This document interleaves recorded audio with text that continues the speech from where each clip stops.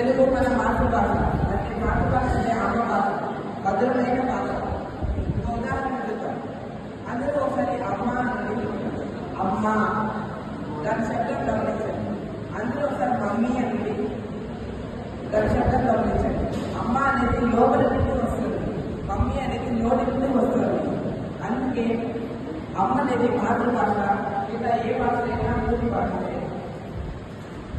ఒకవేళ మనతో ఎవరైనా వ్యక్తి మాట్లాడుతున్నట్టు అర్థం కాకపోతే ఒకసారి అదే తెలుగులో ఏంటి అంటే చాలు ఇతర వ్యక్తి అర్థం చేసుకొని మనకు మళ్ళీ చెప్తారు. అందుకే శ్రీకృష్ణదేవరాయలు అప్పట్లోని దేశ భాషలను తెలుగు లెస్స అని చెప్పారు.